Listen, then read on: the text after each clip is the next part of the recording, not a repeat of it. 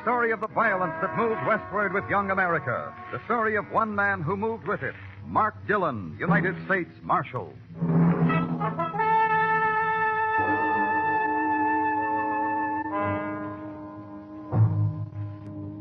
Oh, a man there lives on the western plains with a ton of fight and an ounce of brains, who herds the cows as he robs the trains and goes by the name of Cowboy. He was part of it. A singing saddle bum, a cowboy, a drifter. They all drifted here to Dodge City one time or another. It's the end of the track and the start of the wilderness. A dumping ground of odds and ends, beginnings, and leftovers. It's a place to stop and take the kind of pleasure you need. It's a place to pass through. Sometimes it's a place to die. My part of it was a sun-charred shack, rent paid by the United States government, and a marshal's badge furnished free. I was at the window watching the heat plump itself with Kansas dust and roll in towards the town when the door opened. Your name, Dillon? You're the United States Marshal? She was about 50. Hat, poke bonnet, dress, gingham, shoes, beaded Indian moccasins.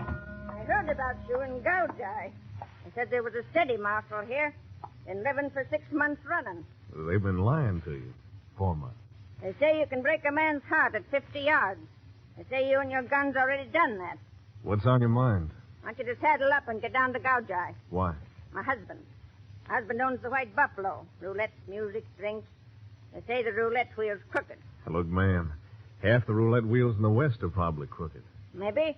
But in Gouge, they kill a man for running a crooked wheel. Well, look, ma'am, I don't... Abigail Contrarius, that's my name. Yeah. Well, Mrs. Contrarius, you don't need a marshal. You need an honest husband. That wheel's no more crooked than you are. Leastwise, from all I hear about you. If it was, I wouldn't take none of the money he's won from it. Oh, sure. Don't shore me, Marshal. The money don't just mean money to me. It means books for Indian kids and writing stuff, slates and all. Oh, missionary. Huh, me, with a gambler and a philanderer and a toper for a husband. I teach Indian kids, that's all. Teach them to behave and a little learning, that's all. That's good work, ma'am. These towns could use more people like you. Never mind that. If I don't get help, those kids will go back to their wild ways and I'll have a dead husband. You coming? Do I have to ride that mule some more? Ride it back to Gouge. I'll be along. Make it soon, Marshal. There'll be a convulsion down there if you don't. It was night when the town of Gouge came out of the wilderness and beckoned to me like a painted, skinny hag. If Dodge City had a tougher sister, this was it. I rode up to the White Buffalo and started to tie my horse to a hitching post whittled to the shape of a Pawnee girl when... Suddenly, the gun in my back told me I wasn't alone. You won't like it here, Marshal. Pretty as it is, you won't like it. No? No, and, don't turn around, Marshal. I'm shy and I'm modest and I embarrass easy. Isn't that so, Harold? You see? Harold thinks it's so. Harold had his tongue clipped. Apaches. Maybe it was too long. Oh, now, that's not a genteel thing to say to Harold, Marshal. He takes offense. I'm new here. Back in Dodge City, the etiquette's a little more formal. Then go back to Dodge. We're very happy here in Gouge. Like little birds. You could spoil it. I was invited. Special invitation. Well, the party's over. Now, Harold, now! Something lashed out across my skull. A bead of glass splintered my brain. From far, far away, I heard some words. Like I said, Marshal, you won't like it in Gouge. I wanted to kill him, but I couldn't. I didn't know who he was. I hadn't seen his face. But I knew what... Smoke. A crazy giggle. When I opened my eyes, I was in Gouge's dirt. I picked myself up and waited till the town stopped its dizzy dance. On its third time round, I spotted a horse trough. I stuck my head in to get rid of the blood on my face. I finally pushed my bones through the swinging doors of the White Buffalo. It was the usual kind of place, like Mrs. Contrarius said. Roulette, music, drinks. I got halfway across the floor toward the bar. Then I saw her and heard her. Slender, hair molded black, and something profane and exquisite distilled into her features. She looked at me, and when she spoke, it was as if she hadn't quit singing. Buenas noches, chico. Oh, a marshal. A marshal with a new scar and a muddy badge. You buy a drink, huh, Chico? Here's $1. Buy yourself an egg. Where can I find the owner? Over there by the poker table. The goatee and pompadour. Thanks. Hasta la vista, Marshal. Yeah, I'll be seeing you. Your name, Contuarius? See. Oh, the marshal from Dodge City. Oh, you have the look of a large headache, senor. Yeah, someone else besides you and your wife was expecting me. Oh, muy my bad. Yeah, it wasn't good. Oh, I see. But I'm glad you have come, senor marshal. Look around. You see my place? The White Buffalo, sole proprietor and owner, me, Rafael Ramon Jose Contuarias. Magnificent establishment, no? Uh-huh. Looks like your magnificent establishment takes plenty. For weeks now, I'm losing money on the roulette wheel. Still, people say it is crooked. Oh? Someone is swindling me, senor. This someone I swear I will kill, dead, unless you find him for me first. That is why my wife comes to you, ask you to come to Gouge. She had it a little different. She's afraid this someone might kill you first. Oh? Oh, see, that might happen. But not so long as he can swindle me. Why kill the chicken with the golden egg, senor? Uh-huh. Well, let's have a look at this wheel of yours. See. Follow me. 12, red. Number 12. Who's your spinner? Greg Hagen, best croupier in the territory. Uh-huh. Suppose you'll let me look around myself. As you wish, senor. You find that someone who is swindling my wheels, see? I'll give it a try, Mr. Contuarius. Bueno.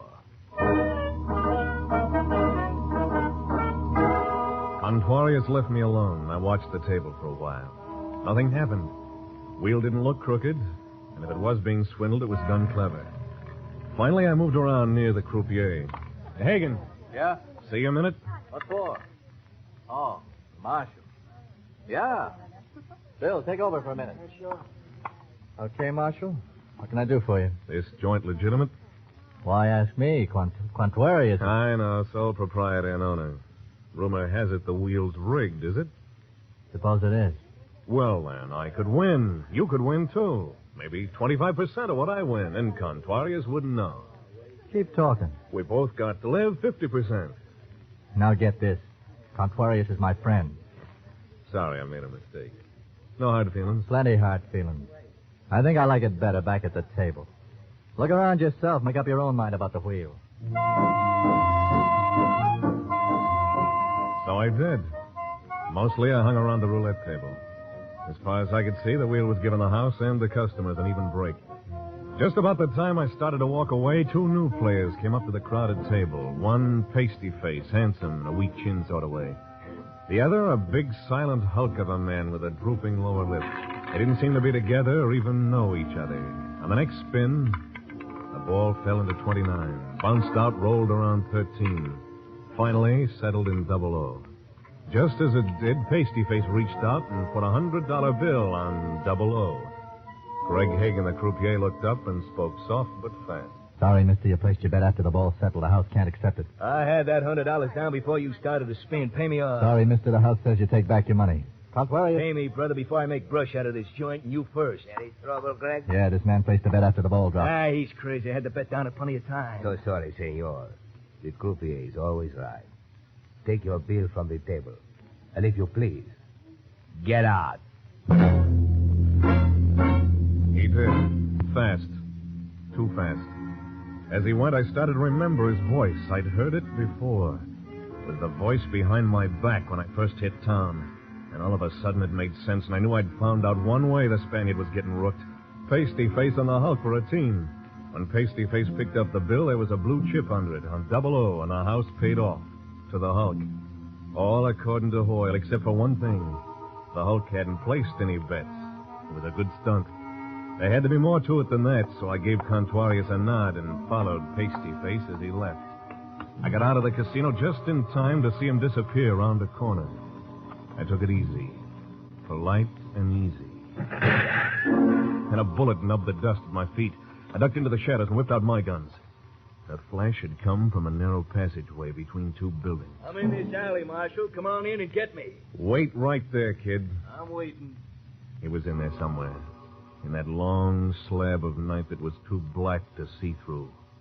Somewhere in there. I put my back against the wall and slid in. Strike a match. I want to see your face when it happens to you. Try me. No, Marshal. You shoot first. You'll miss. You know that, Marshal. But I won't, because your gun flash will tell me where you are. Real clever. And that was clever what you did back at the White Buffalo. Honest, Injun? Now, tell me about it. You and your friend. That was Harold, huh? A giggler with a talent for pistol whipping. Tell me some more about it. You throw down a $100 bill with a blue chip underneath it after the ball drops. You get yourself thrown out. Harold collects 35 to 1. Did Harold do that? Oh, Harold, did you do that? And there he was, framed in the entrance of the alley.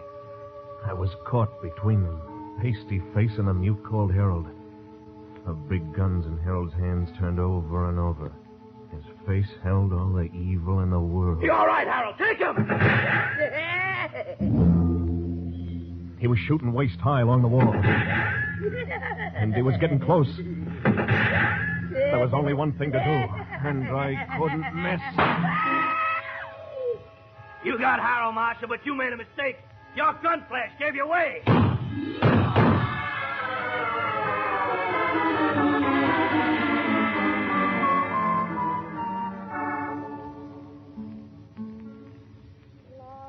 When I opened my eyes, I was in a place I'd never been before. Kind of cottonwood clearing. I'd eased the wound in my shoulder, and from across a smoldering campfire, I saw her. The girl from the White Buffalo. A morning sun lighted up the features of a man at her feet. It was Senor Rafael Ramon Jose Contreras. And the bullet hole in the middle of his forehead gave him an extra flourish. Now it was Senor Rafael Ramon Jose Contreras deceased. And the pretty senorita was singing a love song.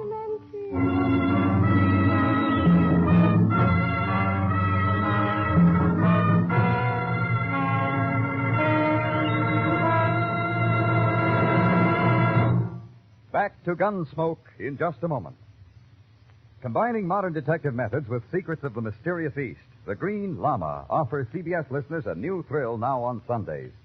Once he has heard of a crime or an injustice, Jethro Dumont, a wealthy young American just returned from 10 years in Tibet, brings into play his quick wit and knowledge of illusion to thwart the evildoers. Join him Sunday as he continues his fight against crime on this side of the Pacific, wearing green, the color of Tibetan justice, aided by Tulku, his trusted lieutenant. The Green Llama is a feature presentation of most of these same CBS stations. Now back to Mark Dillon, United States Marshal, and Gunsmoke.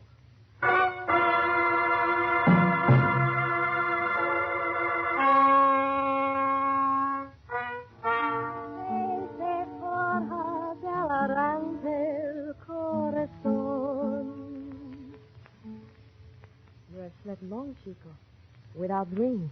How do you know there were no dreams? Because I saw Death give you a little peek of himself, and then right away on a black pony. Yeah, I'm lucky. Who are you? How'd you get here? They call me Tomas. I brought you here. The wagon over there in the burrow. You are muy lucky, Chico. The bullet was for your heart, but it spent itself in your shoulder. It was not your time to die. But it was Contreras' time, huh? Perhaps his grave has been empty too long. And you knew him well? See? I knew him. Well enough to kill him. I did not kill him. Senor Contreras was my protector. What did he protect you from? Himself? I like your mouth better when it is gentle, Chico. And who did kill him? How would I know? He was there like that when we arrived. Why'd you bring me here? I like you, Chico. That's why I tell you.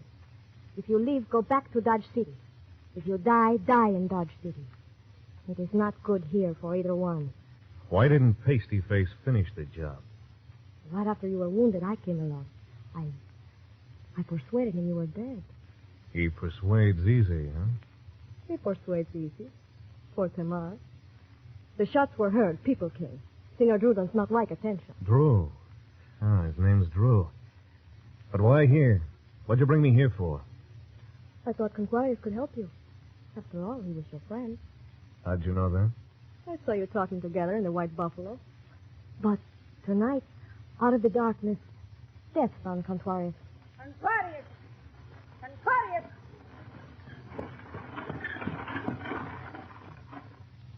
Where is he? Where is he? Answer me, woman, or I'll horsewhip you within an inch of your life. There, Senora. Hello, Marshal. Enjoying yourself? Get up, Conquarius, get up. He's dead, ma'am. You shouldn't be lying there on the cold ground. I'll lift him into the cart. I will help you, Senora. If you so much as touch him, I'll kill you. Come along. Conquarius. Give me that blanket, Marshal. You won't need it. Sure. Here, ma'am. You're pretty strong to lift him by yourself. I've done it before. You're hurt, Marshal. I'll be all right. You can come too if you want to, Marshal. I'll take you back to town. Yes, ma'am. I didn't think she'd make it, but she did. Somewhere on that long wagon ride back to town, she squeezed a tear onto her cheek. Just one tear, but for Mrs. Conquarius, it was a major emotion. The sun was doing its best to char the wood frame buildings when we hit Gouge. All right, Marshal. Get out of the wagon. Why bring me back to Gouge just so I could pick my own gutter? That door. That shack door right over there. Try it. Get up.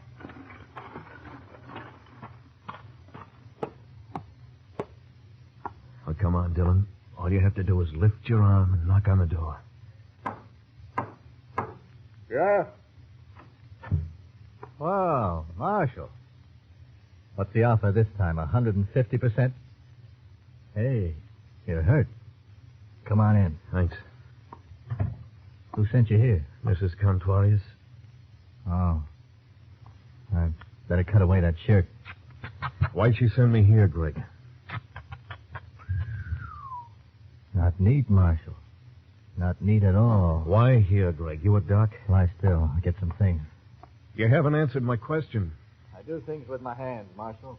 Spin roulette wheels and extract bullets between spins. You a doc? Yeah, I'm a doc. Was. Had a shingle. Shiny one. And they said I couldn't have it anymore. They had a word for it. Malpractice. They said I did something.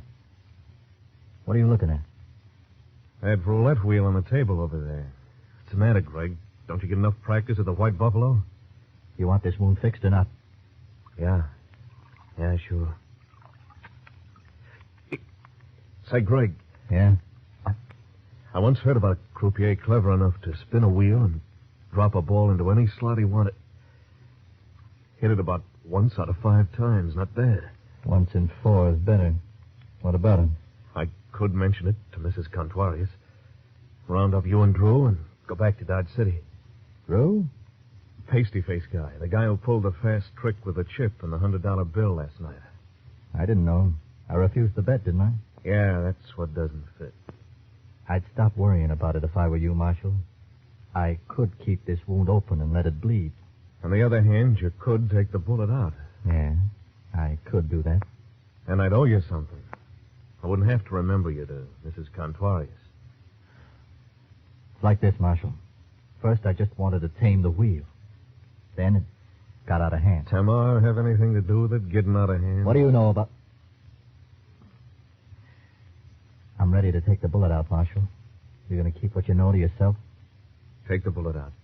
I'll bite my lip. Yeah. Do that, Marshal. It's a nice pose. I bit my lip, but all I got was pain in my mouth. I didn't need that. There was enough pain. It was a pain that was painted in red, and it couldn't decide whether it was a flame or an icicle. When I woke up, Greg was talking to someone. It didn't take long to recognize the voice. You should have let him die, Chico. It will only cause trouble. He's got nothing on me. Only trouble I got is you. Every man in town. You couldn't even leave the marshal alone. Come here, you're crazy. I found the marshal in the cottonwood clearing, like I've told you. He was there when I came. Yeah. Keeping your little rendezvous with Conquarius. I warned you, Tamar. I told you if I ever caught you with Conquarius again, I'd kill him, and I did. I'm sorry I heard you say that, Greg. Don't be sorry. Just leave town. I could have let you die. I'm going to take you, Greg. But first, I'm going to give you some advice. Yeah? Get rid of Tamar. One of her stories is bad, either the one she told you or the one she told me. Don't listen to him, Chico. She told me she brought me to the Cottonwood clearing, persuaded Drew that I was dead. If that's true, then it follows that Drew's cutting your time the same as Contuarius was. You can't kill everybody Tamar takes up with. The marshal talking through his wound, Tamar? He's delirious. He's lying, Greg. I found him in the clearing, as I told you. Well, Greg, who do you believe? Me or Tamar? Get out, Marshal. Get out and leave town. Can't, Greg, not yet. Gotta take you. Also, there's a personal matter to attend to. I could have let you die, Marshal, remember? Yeah. I'll testify at your trial. Kill him, Greg. Kill him now. Shut up. You know, Tamar, you've got too many friends. It's a lie.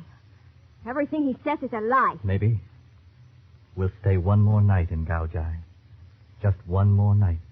That's all we'll need. No good, Greg. I'll have to take you. With your shooting arm and a sling, I don't think so. I'll gamble on it, Greg. Want odds? I got up and left Greg's shack. He didn't try to stop me. One thing about Greg, he wasn't afraid of me or anybody else. I went back to the White Buffalo and waited.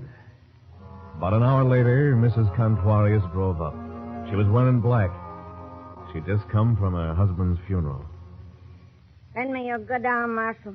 I don't want to rip this dress. Yes, ma'am. Here you are. Was it a nice funeral, ma'am? Yes, Marshal. The kids behaved real nice. You've done a good job on them, ma'am. Thanks. Come in and have a drink, Marshal. You look peaked. I followed her into the casino. In an hour, it began to fill up. I hid myself behind the stairs where I had a clear view of the roulette table and waited. About 8, Tamar walked through the door. Tamar in a dress of red. Tamar buckled with silver. She strolled over to the table and put some chips on the black as Greg spun. There was no sign of recognition between them. 7 black, 7 pays, black. Hit it about once out of 5 times. Not bad. Once in 4 is better. What about him? More times than she lost. After a while, she stopped playing colors and switched to single numbers, 35 to 1.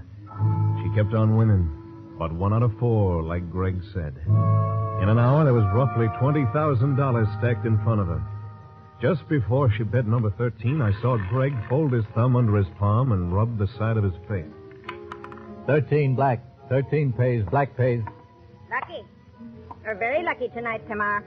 Tonight, senora? But I'm always lucky at your tables, no? Not as lucky as tonight. Sorry, men, this is a private table from now on. You can all move to the second wheel right over there. Private table, senora? Yes. Just you and this gentleman. The man Abigail thumbed at over her shoulder was Mr. Drew in person. I put my good hand on my gun and prepared to finish my unfinished business. And I decided to wait for the piece to play itself out. I didn't know what Mrs. Contuarius had in mind, but this show was too good to spoil. Tamar, Greg, and Drew. I don't know. This is my last spin. That's all right, Tamar. All Mr. Drew wants is just one spin. Right, Mr. Drew? Yeah, just one spin with the little lady. But I... Mr. Drew, huh? Yeah. But I do not feel like betting. We'll spin once more. Bueno. All of my chips on number 1. Number 1, huh? Hey. Yeah, that's a good number. Number 1. I'll take 10,000 in gold on number 1.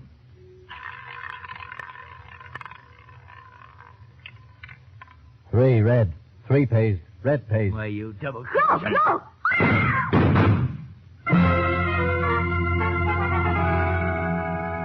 Greg didn't have a chance. The knife he tried to draw was hammered back by the bullets that tore through his hand and across his chest. Suddenly his face changed. He looked young and hurt, and ashamed of the blood that he couldn't hold back. It'll make me happy if no one tries to follow us. Let's go, Tamar. He held his guns like they were dogs on a leash that could snap easy. He waited for Tamar to scoop up the money. Then they backed out of the casino. You let him get away, Marshal. I don't think so, ma'am. He knows I'll come and get him. He'll be waiting for me. He'll be wanting to finish me off if he can. And I'm going to give him his chance. I figured there was only one place to look. And there they were, resting easy in the cottonwood clearing. I knew you'd have to come after me, Marshal. You're funnier than an actor. I saw one once in Dodge. You're funnier. Maybe you laugh too easy, Drew. Like you kill too easy. A marshal with a gun arm and a sling chasing a killer. Go away, Marshal. Go away while there's still time. I got nothing but time. I'll wait. You're wrong, Marshal. You've got no time at all. Yeah?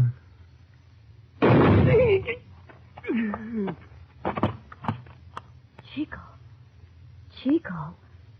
This I do not believe. It is impossible that someone could shoot faster than Senor Drew. And with your left hand. Oh, Chico, you're so very quick with your gun. I like that about a man. Take it easy, Tamar. Come on. Let's go. Go? Not now, Marshal. There's time. Sit here. Sit here next to Tamar. Like this? See. You know what I think? Chico, don't talk now. I think he had a great thing with Greg. He could put that ball on any number you bet on. Only that wasn't enough for you. But it doesn't matter now, darling. You thought you could double your profits by throwing in with Drew. Maybe you were going to double-cross him, too. I don't know. Don't worry about it, Chico. The money is yours, too. It belongs to Mrs. Contuarius. That's who's going to get it. What?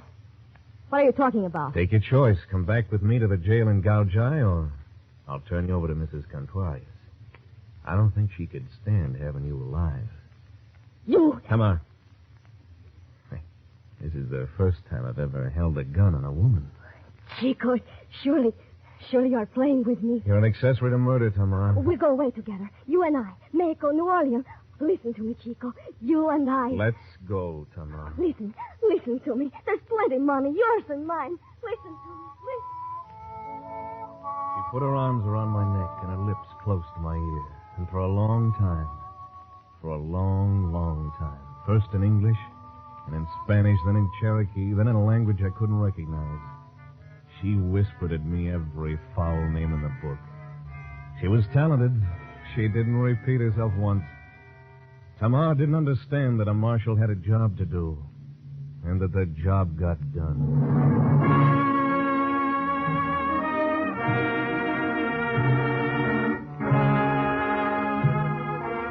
On the way back to Dodge, I came across a cottonwood clearing I'd never noticed before. I rode down into it. A small animal scurried off a log and lost itself in the shadows. And I was alone. And for a long time after that, I thought about Tamar. He'd given her guitar, but I knew she wouldn't be singing much longer. The rest of the way home, the country was dust. It got inside of my mouth, and it stayed there.